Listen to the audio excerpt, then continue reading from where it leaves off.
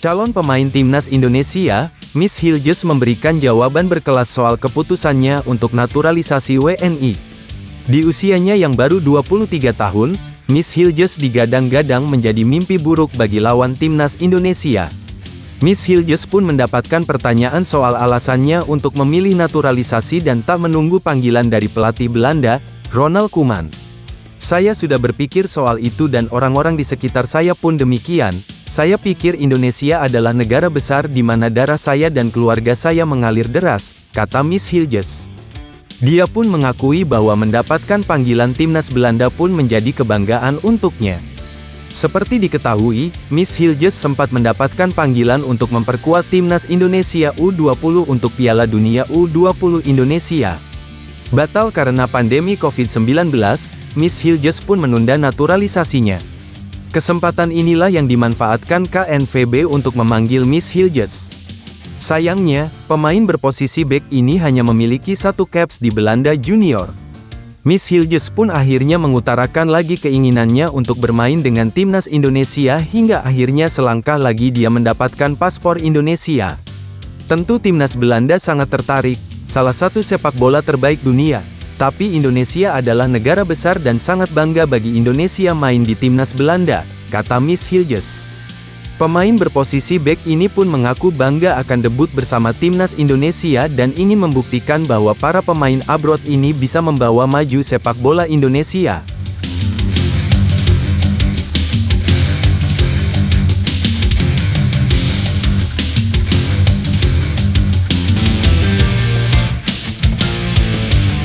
PSSI sudah sejak lama mulai menaturalisasi sejumlah pemain.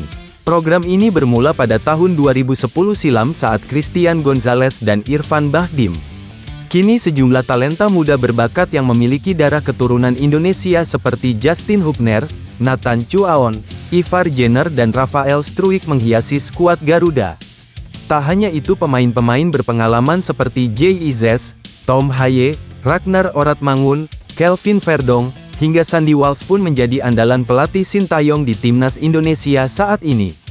Bahkan kini PSSI terus berusaha menambah amunisi pemain naturalisasi di mana kini tengah memproses dua pemain keturunan baru yakni Miss Hilges dan Elianor Reijenders untuk segera menjadi WNI. Terkait banyaknya pemain naturalisasi asal Belanda, Federasi Sepak Bola Negeri Kincir Angin itu, yakni KNVB ternyata pernah buka suara.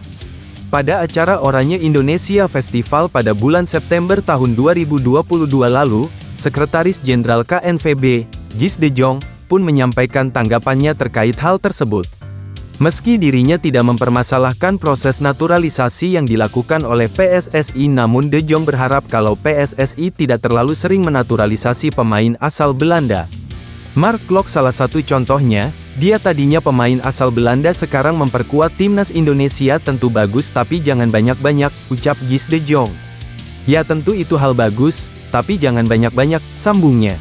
Terlepas dari semua itu, kehadiran pemain naturalisasi di skuad timnas Indonesia terbukti berhasil membuat skuad Garuda semakin kuat. Kombinasi pemain naturalisasi dan lokal yang dilakukan Sintayong terbukti berhasil dan perlahan timnas Indonesia kini mulai menunjukkan kekuatannya di level Asia Tenggara dan juga Asia. Bahkan sekarang sudah diproyeksikan untuk mampu bermain di level dunia.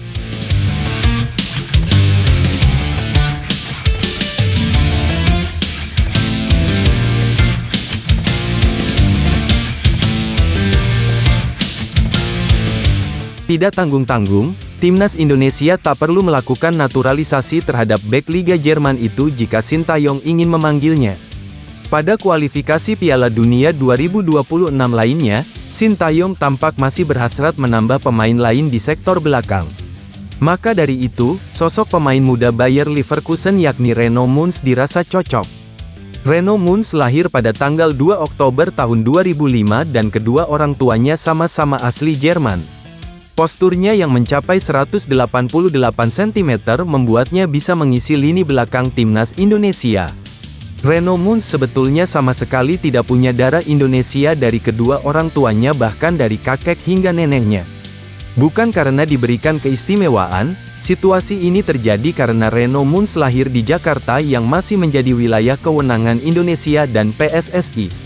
Hal ini diperkuat dengan status FIFA Artikel 7 yang menyebut jika seorang pemain yang lahir di suatu negara, maka dia bisa membela negara tersebut tanpa melalui naturalisasi. Bersama Bayer Leverkusen U19, Reno Mons tampil sebanyak 33 kali. Dirinya bahkan sempat 2 kali dibawa oleh tim senior meski belum diberi kesempatan debut. Untuk mendapat menit bermain di level senior, Reno Mons akhirnya memutuskan pindah ke klub kasta kedua Liga Jerman Greuther Fürth pada awal musim ini. Keuntungan tersendiri posisi Reno Mons bisa ditempatkan sebagai sayap kanan, atau kiri serta gelandang bertahan. Tidak hanya itu, Reno Mons juga kerap menerima panggilan timnas Jerman. Tercatat, ia telah tampil sebanyak 7 kali bagi Der Panzer baik di laga persahabatan ataupun kualifikasi Euro U19.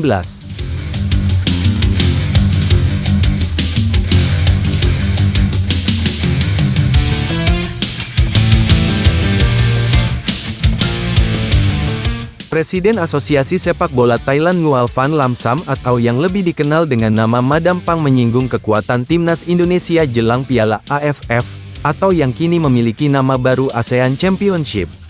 Madam Pang turut memantau situasi jelang kejuaraan antar negara Asia Tenggara yang akan berlangsung pada akhir tahun ini, tepatnya pada tanggal 8 Desember tahun 2024 hingga tanggal 5 Januari tahun 2025. Dalam sebuah konferensi pers, Madam Pang mendapat pertanyaan soal timnas Indonesia yang kini merupakan satu-satunya wakil Asia Tenggara di kualifikasi Piala Dunia 2026. Semua tim menakutkan, tetapi Indonesia tidak berada di grup kita, katanya sambil menghela napas. Indonesia sangat bagus, mereka lolos ke fase ketiga kualifikasi Piala Dunia. Tetapi dalam Piala AFF terdahulu, kita tidak pernah kalah dari Indonesia, ucap Madam Pang menambahkan.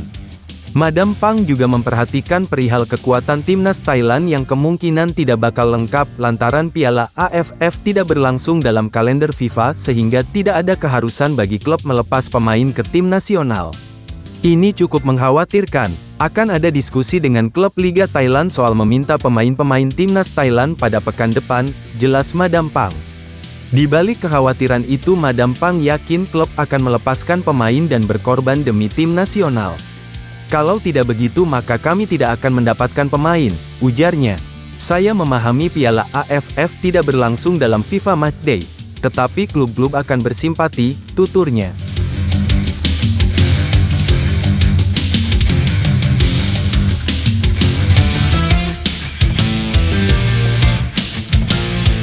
Duel melawan timnas Indonesia menjadi laga terakhir Graham Arnold sebagai pelatih timnas Australia.